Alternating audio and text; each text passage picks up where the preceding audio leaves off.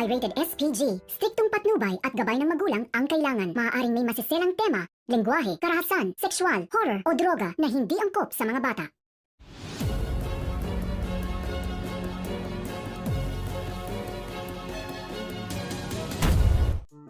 Sa wakas ay nasa kamay na rin ni Vanessa ang huling halakhak sapagkat tuluyan na ngang nahuli itong si Angel ng mga pulis at nitong si Inspector. Magtatangka pa sanang tumakas si Angel, subalit tuluyan na rin siyang nalumpo dahil sa ginawa ni Inspector na pagbaril sa kanya. Ganun pa man, nang dalhin na nga siya sa ospital, ay idineklara nga ng naturang doktor sa pag-iisip na hindi muna kailangang dalhin si Kiara o Angel sa naturang presinto sapagkat malaki nga ang kanilang hinala na may problema sa pag-iisip nga itong si Angel, kaya mas mabuti kung dadalhin ito sa mental health facilities upang magpagaling muna at saka na lamang ito ikukulong. Kaya naman tuliro itong si Marco dahil nais niya talagang makulong si Angel, lalo pa na marami nang ginawang kabulastugan si Angel sa kanyang pamilya. Hindi lang doon, magaling talagang umarte itong si Angel, kaya humingi nga ng saklolo si Marco kay Inspector. Subalit kahit si Inspector ay wala nang magagawa dito sa doktor na tumingin kay Angel. Kinabukasan ay agad nang dinala si Angel sa facilities. Talaga namang nagwawala si Angel dahil hindi nga raw siya talaga baliw.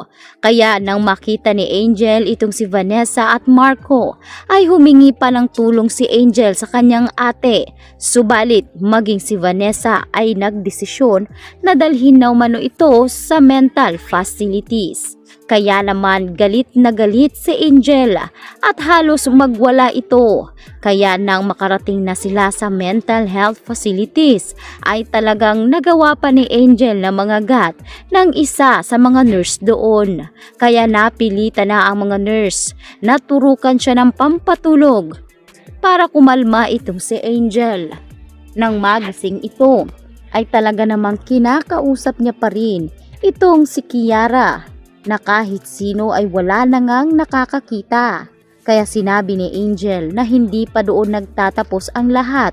Sisiguraduhin umano ni Angel na makakatakas siya sa natulang facilities. At kapag nagawa niya iyon, ay gagantihan niya umano si Vanessa at uunahin nga nito ang mga mahal sa buhay nitong si Vanessa. Kaya naman, dito na nang uto si Angel ng isa sa mga nurse doon.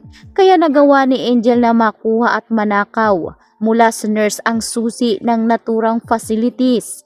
At dito hindi na nga sinayang ni Angel ang pagkakataon. Agad niya nang sinuklaban ang mga bagay dahil masyado na umanong mahigpit ang oras. At dito na nga inuna ni Angel si Mikay. Dito na nga tinakot ni Angel si Mikay hanggang sa magwala ito sa takot at sunod ay sinunog nga nitong si Angel ang bahay nga ng mga panganiban at nagpanggap pa nga ito na hindi nga makakita upang sa ganon ay walang makakakilala sa kanya. Ngunit may tawag ng natanggap itong si Vanessa mula sa health facilities at ibinalita kay Vanessa na nakatakas umano ang kapatid nitong si Angel Aquino. Kaya pagdating doon ay talaga namang nangangatog sa takot si Vanessa. Nag-aalala siya para sa kanyang pamilya. Kaya sa pagkakataong ito ay hindi na nga nag-aksaya ng panahon si Vanessa at Marco. Nagdesisyon na ang mag-asawang ito na dalhin muna sa ibang lugar ang kanyang pamilya at pansamantalang magbakasyon. Ngunit huli na ang lahat. Nalaman na lamang ni Vanessa na naglalagablab na ang bahay ng kanyang biyanan na si Madam Sylvia at hinahanap nila ngayon itong si Mikay. Kaya nataranta si Marco at Vanessa dahil alam nilang si Angel lang ang gagawa noon at wala nang iba. Lalo't nalaman nga nila na nakatakas itong si Angel. Sa pagkakataong ito ay humingi nga ng tulong si Marco kay Inspector. Kaya dito na ngayon naghagilap ang mga kapulisan at dahil wanted si Angel sa batas ay mas mabilis lang itong makikita. At dito na ibinalita ngayon ni Inspector na hindi magtatagal siguradong makikita nila ito dahil sa alam nila na may sira itong si Angel. Tinanong pa ni Inspector si Vanessa kung meron ba itong alam na pwedeng puntahan nito si Angel. Ngunit maging si Vanessa ay wala ngang ideya sa mga katanungan sa kanya nitong si Inspector.